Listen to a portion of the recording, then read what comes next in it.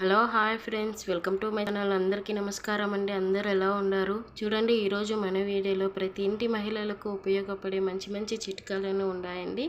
దీనిలో ఏ చిట్కా నచ్చితే ఆ చిట్కా నాకు లైక్ చేసి కామెంట్ చేసి అలానే ప్లీజ్ సబ్స్క్రైబ్ చేసుకోండి. ఫస్ట్ టిప్ వచ్చేసి చూడండి, సమ్మర్ వచ్చేసింది కదండి. ఈ విధంగా ఒక పుచ్చకాయని తీసుకొని ఇలా కట్ చేసుకొని జ్యూస్ జార్లో వేసుకున్నాను. సింపుల్గా కేవలం 10 మినిట్స్లో చేసుకోవచ్చండి. ఇది చాలా హెల్త్కి మంచిది. అలా జుట్టు రాలకుండా చాలా మంచిగా పనిచేస్తుందండి. ఇది మంచిదండి. ఈ విధంగా చేసుకొని తాగండి. ఈ విధంగా 2 స్పూన్ అయ్యేంత షుగర్ వేసుకున్నాను. దీని ప్లేస్లో మీరు బెల్లాన్ని కూడా యూజ్ చేసుకోవచ్చు.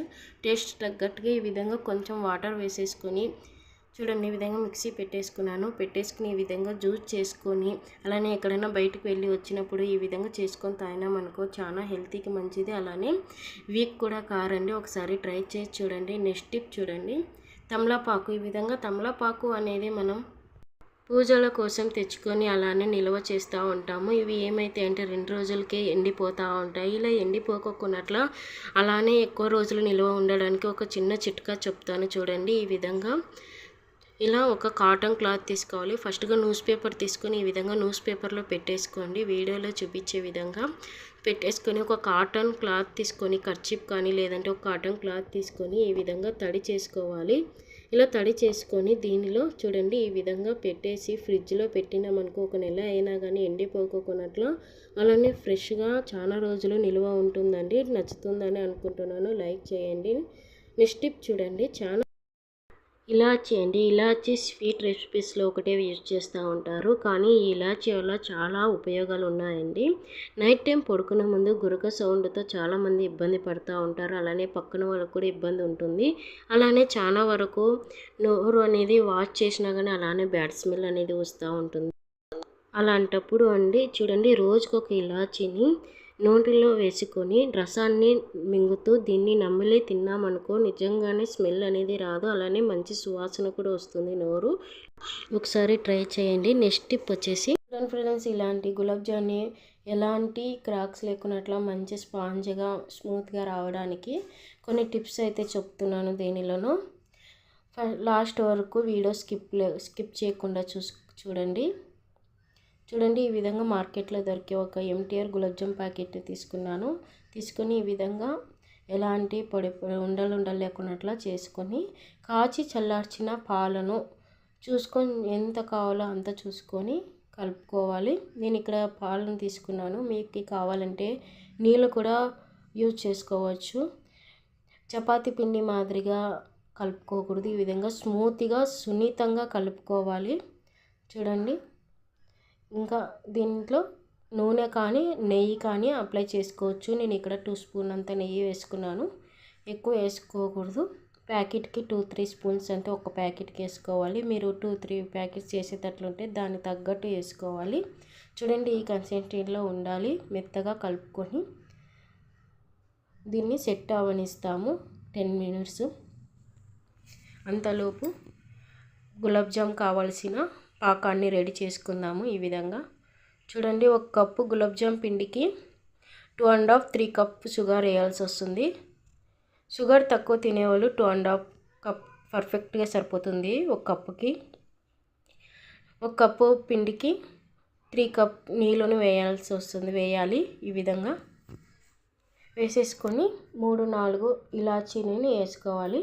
పౌడర్ను వేసుకునేటట్లుంటే లాస్ట్కి మెన్షన్ చేసుకోవాలి. ఈ విధంగా వేసుకునేటట్లుంటే ఇప్పుడు వేసేసి గ్యాస్ మీద పాకాన్ని పెట్టేస్తాము. ఈ తీగ పాకం రావాల్సిన అవసరం లేదు. ఇలా ఒక 5-6-7 మినిట్స్ అలా ఉడికితే సరిపోతుంది. గ్యాస్ మీద పెట్టేసి ప్లేట్ వేసేసి పక్కన మేము పిండి కలిపి పెట్టుకున్నాం కదా గులాబ్ జామ్ను, క్రాక్స్ లేకున్నట్లు మంచిగా ఉండలు చేసుకుందాం. దీనికి ఒక ప్రాసెస్ ఉందండి. ఇలా ఈ విధంగా స్మూత్గా ప్రెస్ చేసుకుంటూ ఉండలు చేసుకుంటే ఎలాంటి క్రాక్స్ రావు. అలానే లోపల పిండి కూడా ఉండదు, గట్టికి రావు, స్పాంజ్ లాగా మెత్తగా బాగా వస్తాయండి. ఈ టిప్ని మీరు ఉపయోగించి చూడండి. ఇంకోసారి చేసేటప్పుడు చాలామందికి గులాబ్ జామ్ చేసేటప్పుడు లోపల పిండి అనేది వస్తూ ఉంటుంది. అలాంటి లేకున్నట్లు ఈ విధంగా ఇలా చేసేసుకోవాలి. అన్నీ ఇదే విధంగా స్మూత్గా ప్రెస్ చేసుకుంటూ చేసేసుకోవాలి. చూడండి ఈ విధంగా ఎలాంటి క్రాక్స్ లేకున్నట్లు చేసుకున్నాను.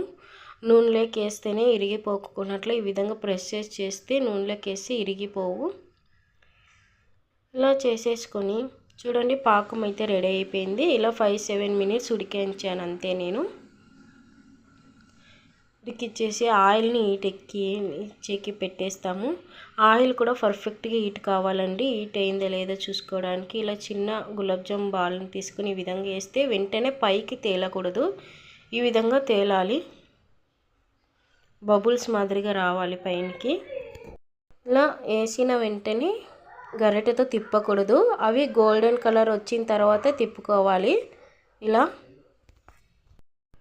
గోల్డెన్ కలర్ వచ్చినాక తిప్పుకోవాలి. ఇలా తిప్పుకోవడం ద్వారా పైకి తేలుతుంది. అలానే తిప్పుకుంటే ఇరిగిపోతాయి. చూడండి మంచిగా గరిటెతో తిప్పుకుంటూనే ఉండాలి. లో ఫ్లేమ్లో పెట్టుకోవాలి. హై ఫ్లేమ్లో పెట్టుకుంటే పైన ఒకటే ఎర్రగా అయిపోయి లోపలంతా పచ్చి పచ్చిగా ఉంటుంది జామున్ అనేది. ఇలా గరిటెతో తిప్పుకుంటే అన్నీ ఒకే వైపు ఒకేసారి కాలుతాయి ఫ్రెండ్స్. ఈ విధంగా చేసుకోండి. చూడండి ఫ్రెండ్స్, ఈ విధంగా అయ్యేంత వరకు వేపుకోవాలి. ఎక్కువ మాడనివ్వకూడదు, అలానే పచ్చి పచ్చిగా వేపుకోకూడదు. ఇలా మీడియం గోల్డెన్ కలర్ వచ్చేంత వరకు వేపుకోవాలి. ఇలా వేపుకుంటే లోపల మంచి పర్ఫెక్ట్గా అవుతుంది. తీసిన వెంటనే దానిలో పాకంలోకి వేసేయాలి. ఈ విధంగా వేసేసుకొని ఇప్పుడు తీసిన దాన్ని పాకం గోరువెచ్చగా ఉండాలండి, చల్ల కాగకూడదు, అలానే కాలకూడదు. నెక్స్ట్ మిగతా వాటిని కూడా తీసేసుకొని పాకంలోకి వేసేసుకున్నాను. అంతేనండి, చాలా పర్ఫెక్ట్గా వస్తాయి ఇలాంటి టిప్స్తో. చేసుకొని స్టవ్ చేసుకున్నామంటే లోపల చాలా స్పాంజీగా చాలా రుచిగా ఉంటాయండి. ఒకసారి ట్రై చేయండి, ఎలా ఉందో కామెంట్ చేయండి నాకు. నెక్స్ట్ టిప్ చూడండి. తమలపాకు పైన అల్లం ముక్క పెట్టి చూడండి, నిజంగానే ఆశ్చర్యపోతారు. 10 నుంచి 100 సంవత్సరాలు ఉండేవాళ్ళు అంతా ఖచ్చితంగా చూడాల్సిన టిప్ అండి ఇది. ఎందుకంటే చాలామంది హార్ట్ అటాక్ అనేది వస్తూ ఉంటుంది.